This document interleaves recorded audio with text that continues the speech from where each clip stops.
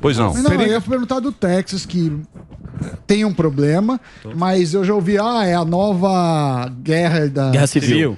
Guerra civil, não? Boa. Pelo que eu entendi, aí já aproveito para deixar o gancho, assim, eles botaram lá uns arames enfarpados, uma cerca, Concertina. aí o Biden mandou tirar. E aí a população tá pondo, olha, a gente, como é uma federação que funciona diferente Independente, da brasileira, que não é tão independente, ele falou assim, não, a gente vai proteger o nosso estado. Então, se puder explicar, não só para mim, mas para a audiência. Não, sim, Não, você falou perfeito, Sami. A ideia é que existe hoje uma briga jurídica até nos Estados Unidos. Por quê? Todos os estados dos Estados Unidos, como vocês bem falaram, eles é um estado federado, então eles têm muita autonomia para definir suas políticas de droga, de aborto, dentre outras questões. Só que, na Constituição americana, está garantido que o direito de controle das fronteiras pertence ao Estado Nacional, pertence ao presidente. Só que existe também um princípio na Constituição que alega que se o país ele estiver sendo invadido, os estados, Texas, enfim, né? Eles também podem pegar a sua polícia e atuar como um controle de fronteira. Só que qual que é a diferença da interpretação? Porque isso foi colocado na Constituição não para invasão de imigrantes, ou para invasão, sei lá, exatamente, invasão militar, principalmente naquele contexto onde existe o medo de uma invasão da Inglaterra e por aí vai, né? Então, tá nessa briga jurídica. O Texas, então, isso foi no finalzinho do ano passado, o governador do Texas, o Greg Abbott, ele foi lá e começou a utilizar a sua própria polícia para fazer essa contenção dos imigrantes e, que nem vocês me falaram, construir a cerca, enfim, né? O Biden tem a sua polícia de fronteira, que, aliás, é uma das críticas do Greg Abbott também. Ele fala que a polícia de fronteira hoje, ela deixou de ser utilizada para fazer fiscalização, para contenção, e hoje funciona muito mais como um auxílio para esses imigrantes. Sim. E a Greg Abbott falou, bom, eu vou tomar essa medida tão radical porque o Biden também não está respeitando a Constituição. A Constituição americana fala que os Estados Unidos têm que defender as suas fronteiras. Se o Biden não faz políticas públicas para defender as fronteiras, então eu vou pegar o apelo ali constitucional, que é estamos sendo invadidos, para fazer a nossa cerca. Mas aí vai para a Suprema Corte americana decidir. Foi para a Suprema Corte. Foi, né? A Suprema Corte, que inclusive é de maioria conservadora nos Estados Unidos. Mas deu o Biden por 5-4. Por 5-4. Aí por que eles estão falando de uma eventual guerra civil? Porque a gente teve uma ação do presidente dos Estados Unidos, na verdade, né, da Polícia Federal dos Estados Unidos, para tirar aquelas cercas. Só que a polícia do Texas falou que não, que isso não poderia acontecer a mando do governador Greg Abbott. Só que nisso, a gente teve outros 25 governadores dos Estados Unidos, e olha que interessante, nem todo estado que é republicano. Sim. Por exemplo, a Geórgia é considerado um swing state, né? Ou seja, depende da eleição, vota no democrata, no republicano.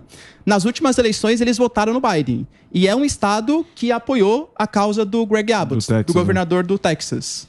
Bom pro Trump. O Morgado, Trump, então, o Morgado falou das eleições americanas. Como veio o Trump? Porque o Trump perdeu a máquina, mas não o poder.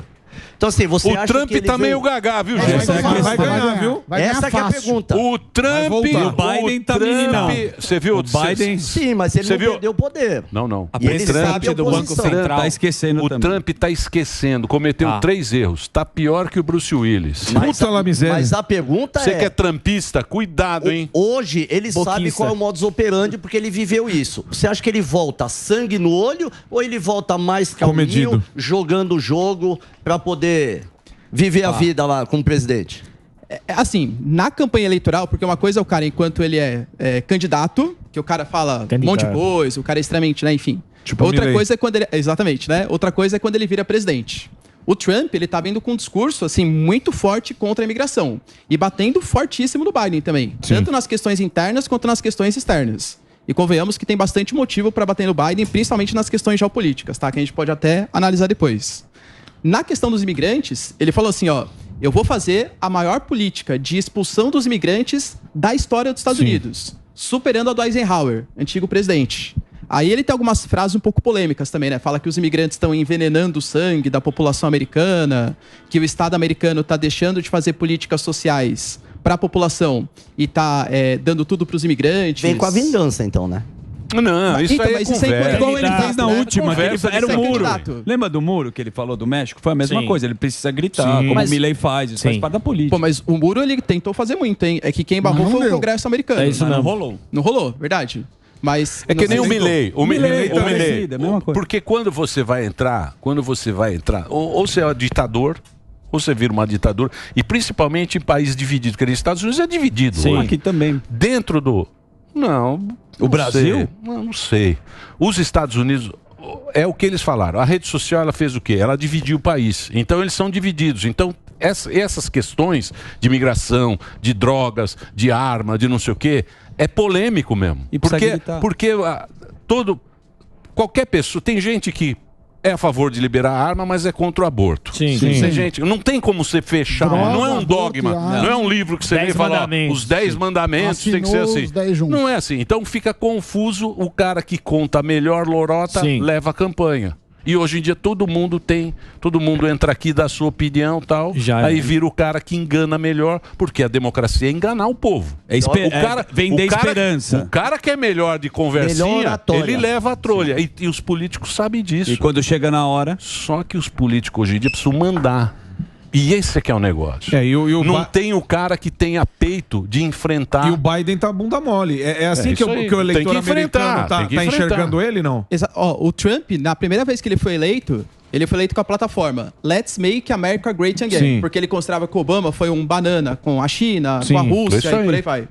Dessa vez, o Trump tá vindo com uma plataforma bem parecida com o Biden sobre a questão dos Houthis ali no Iêmen, sobre o Irã, ou aliados do Irã, que fizeram um ataque contra a base dos Estados Unidos na Jordânia, e o Biden está meio reticente a fazer algum ataque mais forte, sobre a própria questão da Coreia do Norte, a questão em Taiwan. Então, são muitos temas que o Biden, ele fica um pouco em dúvida se ele vai fazer algum... Por exemplo, no Oriente Médio. O Oriente Médio, o Biden, ele está hoje contra a parede.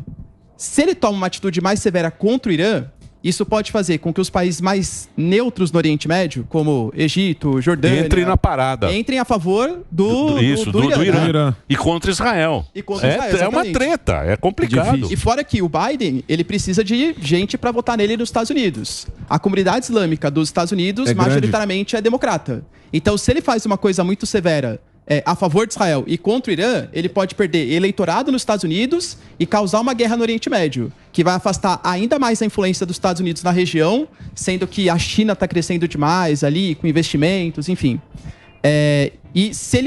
Mas se ele não faz alguma coisa, aí ele é chamado de bunda mole.